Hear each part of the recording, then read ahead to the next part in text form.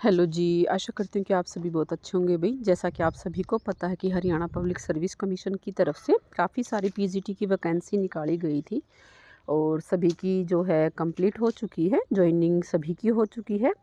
कुछ बच्चे रहते हैं भई जिन्होंने एक्सटेंशन ली हुई है, तो सिर्फ वही रहते हैं। ऑलमोस्ट सबकी जॉइनिंग हो गई है, तो आपकी कल की छुट्टी है जिनकी जॉइनिंग हो गई है और जिन्होंने जॉइन कर लिया है, सबसे पहले आपको 2-3 काम अपने कंप्लीट करवाने हैं भई। आपको पता नहीं कोई वहाँ प्रॉपर से बताए या ना बताए, तो आपको इन चीज़ों का ध्यान रखना है कि सबसे पहले तो आपको क्या करना है, अपना सारा डाटा MIS पोर्टल पर अपडेट करवाना है। उसके लिए आपको करना क्या है, आपके स्कूल में जो क्लर्क हैं, आपको उनको बोलना है कि सर मेरा डाटा आप अपडेट करवा दें। उसमें सारे आपके जितने ओरिजिनल डॉक्यूमेंट्स हैं, तो जो उसमें है सारा डाटा वो आपको अपना अपलोड करवाना है MIS पोर्टल पर।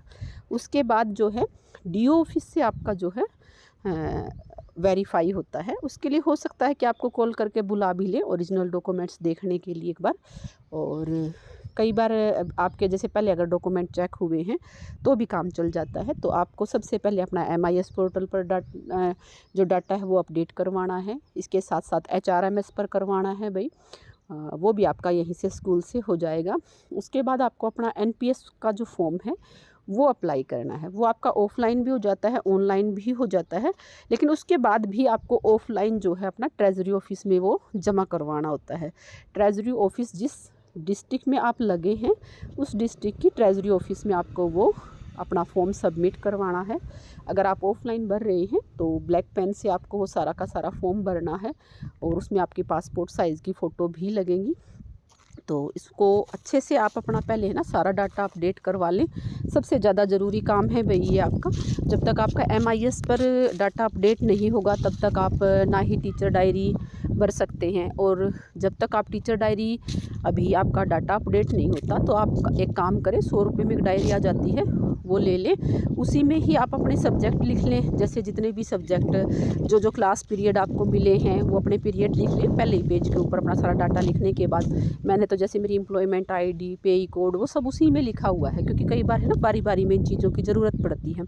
तो आप उसी के ऊपर लिख लें अपना सारा वो डायरी में ही। और साथ ही साथ अपना जो है ये वाला काम भी कर लें, उसमें अपने पीरियड भी उसी के अंदर लिख लें। मैं तो ऐसे ही करती हूँ, उसी में अपने पीरियड लिखे हुए हैं और उसी में मैंने मेरे 11वीं 12वीं 9वीं और 10वीं जो हिस्ट्री का सिलेबस है वो सारा उसमें उतार रखा है, ताकि बारी बारी में दिक्कत ना आए कौन सा चैप्टर है क्या है। इस तरीके से करने से ना एक ही डायरी में आपका सारा काम हो जाता है, आपको बारी बारी में दूसरे डॉक्यूमेंट्स या कुछ उठाना नहीं पड़ता। तो अपनी एक डायरी लगा लें जब तक आपकी MIS पर अपडेट नहीं होता है। डायरी आपको वैसे भी लगानी है, टीचर डायरी नहीं लगानी, लेकिन डायरी तो फिर भी लगानी है। और जिसका अभी तक डाटा अपडेट नहीं हुआ है MIS पर, तो उसको तो अपनी टीचर डायरी ने लिखनी है भाई, तो अपना लिख लें। और ये तो है जिनकी जॉइनिंग हो चुकी है। अब बात करते हैं भाई प्रोमिला वाले केस के रिगार्डिंग। जो प्रोमिला वाला केस है, जो मैथ वाले बच्चे हैं, तो जो 2023 मैथ का पर केस है भाई 2023 पे, तो प्रोमिला वाला ये मैथ वाली जो भर्ती थी ना उस पे केस है। तो आप लोगों को एक ही चीज़ बोलूँगी भाई, मैथ वाले बच्चे जाकर इस चीज़ के रिगार्डिंग अपना प्रयास करें, HPSC में जाएं, पता करें क्या है। जब प्रोमिला केस करके जा सकती है तो ऐसा तो नहीं है कि आप नहीं जा सकते या आपके पास इस चीज़ का तरीके का कोई वो नहीं है। ऐसा ना हो कि भाई सब कुछ हो जाए और आपको बाद में पछतावा हो। तो इस चीज़ के लिए प्रयास ज़रूर करें। ये ना सोचें कि भाई मेरा काम नहीं है, क्योंकि इसमें सबका काम है, जॉइनिंग सबकी हो चुकी है, 1-1 साल हो चुका है।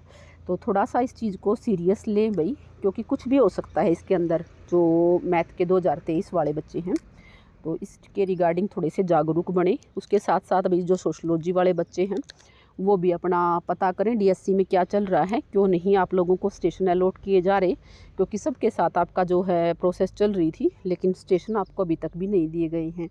तो अपना पता करें इस चीज़ के बारे में भी। और मेवात की जो सीटें वैकेंट हैं उसमें जिन्होंने केस किया हुआ है बच्चों ने, तो वहाँ भी आप थोड़ा है ना उसको भी सीरियस लें, क्योंकि वहाँ पर बहुत ज़्यादा चांस हैं आपके केस जीतने के, क्योंकि आपके फेवर में चीज़ें हो रही हैं। एक ही एडवर्टाइजमेंट है, एक ही पेपर है, सब कुछ एक ही है। अलग से कोई मेंशन नहीं है कि मेवात के लिए इतनी मेरिट जानी थी या इतना कुछ था। तो इस चीज़ के रिगार्डिंग भी आप थोड़ा सा अपना पॉजिटिव रहें। और साथ के साथ आपको जो ये हैं केस वाले हैं BCA और BCB वाले, तो 24 तारीख को आप लोगों का जो है 24 तारीख को केस की तारीख है और आपके फेवर में ही जा रहा है ये केस, क्योंकि जो AMO वाले बच्चे थे उसमें AMO वाले में BCA और BCB वालों के ही फेवर में गया है। तो उसके बाद फिर जैसे ही ये केस सॉल्व होते हैं BCA BCB वाले EWS वाले, उसके बाद भाई आप लोगों की जो सीटें होल्ड की गई हैं उनके भी रिज़ल्ट आप लोगों के आने स्टार्ट हो जाएंगे। तो अपना पॉजिटिव रहें। असिस्टेंट प्रोफेसर वाले बच्चे लगातार अपनी रिटन प्रैक्टिस करें, क्योंकि आपको पता है कि 26 तारीख से मेंस के एग्ज़ाम होने स्टार्ट हो जाएंगे। तो डेट जो दी हुई है पेपर उसी टाइम पर होगा। ये ना सोचें कि भाई प्रोमिला के केस की वजह से असिस्टेंट प्रोफेसर वाली भर्ती टाइम पर नहीं होगी। जो डेट दी हुई है आपका उसी टाइम पर होने वाला है। और अपने आप को नेगेटिव ना करें भाई, चाहे अगर आप लग गए हैं तो तैयारी ज़रूर करें अपने असिस्टेंट प्रोफेसर की, क्योंकि ज़रूरी है, बहुत ज़्यादा ज़रूरी है। मेंस वाले रिटन की प्रैक्टिस करें, जिनका प्री का एग्ज़ाम है वो प्रीवियस ईयर क्वेश्चन पेपर लगाएं, साथ में जो आपके सब्जेक्ट की जो स्पेशल बुक है। और इस टाइम पर अभी नई कोई भी बुक मत पढ़ना भाई, जो पहले से पढ़ रखी है ना उन्हीं पर काम करो, क्योंकि टाइम बहुत कम है। मई में सभी के ही एग्ज़ाम स्टार्ट हो जाएंगे जो प्री वाले हैं, तो अपनी 4 तारीख से शायद स्टार्ट हैं। तो लगातार अपनी तैयारी करते रहें। और PGT की वैकेंसी 100% आएंगी। अपनी आप लगातार पॉजिटिव रहें, अपनी तैयारी बना के रखें भाई, क्योंकि बहुत सारी वैकेंसी आनी है PGT की। PGT और TGT दोनों ही वैकेंसी आने वाली हैं। तो ये ज़रूर हो सकता है थोड़ी डिले हो जाएंगी भाई, पहले अगस्त सितंबर में बोल रहे थे, लेकिन अब हो सकता है कि नवंबर दिसंबर में आए, लेकिन आएंगी ज़रूर। इसीलिए जिसने भी पढ़ाई अपनी छोड़ दी है तो प्लीज़ अपनी कंटिन्यू करें, कोई बात नहीं है। ज़रूरी नहीं होता कि हर बार आपको असफलता मिले। आप लगातार प्रयास करेंगे तो सफलता आपको ज़रूर मिलेगी। मेहनत आप अपनी जारी रखें भाई। और इकोनॉमिक्स वाले बच्चों को नेगेटिव होने की ज़रूरत नहीं है। अप्रैल के लास्ट या मई के फर्स्ट वीक में आप लोगों का इंटरव्यू हो जाएगा जो इकोनॉमिक्स वाले हैं। तो इकोनॉमिक्स के इंटरव्यू वाले अपने सब्जेक्ट पर कमांड बनाएं भाई। और मेन जो है इसमें सबसे बड़ी चीज़ है आपका कॉन्फिडेंस। और डेमो का जो टॉपिक तैयार करें, एक टॉपिक तैयार कर लें उसको बहुत अच्छे से, क्योंकि डेमो में से ही आपसे क्वेश्चन पूछ लिए जाते हैं। तो डेमो को ही ऐसा बनाएं कि कहीं से आपसे कोई पूछ ले, आपको सब कुछ उसके अंदर आना चाहिए। उसके साथ साथ आपको new education policy, education minister, Haryana में फ़िलहाल जो एजुकेशन पॉलिसी चली हुई हैं, स्कीम्स चली हुई हैं, वो आपको पता होना चाहिए। तो अपना तैयारी करते रहें। और इंग्लिश वालों को भी यही बात बोलूँगी भाई, आप अपनी तैयारी करते रहें। बहुत जल्द जैसे ही केस सोल्व होता है तो आपके एग्ज़ाम की डेट आ जाएगी। और नेगेटिव नहीं होना है, कोई बात नहीं भाई, कोई 6 महीने पहले ले गया, कोई 6 महीने बाद ले जाएगा, लेकिन देखो ज्वाइनिंग तो सभी की होनी है, एग्ज़ाम भी सभी का होना है। इसीलिए अपने आप को पॉजिटिव रखें और लगातार तैयारी करते रहें। मेरी तरफ से आप सभी को ऑल द बेस्ट।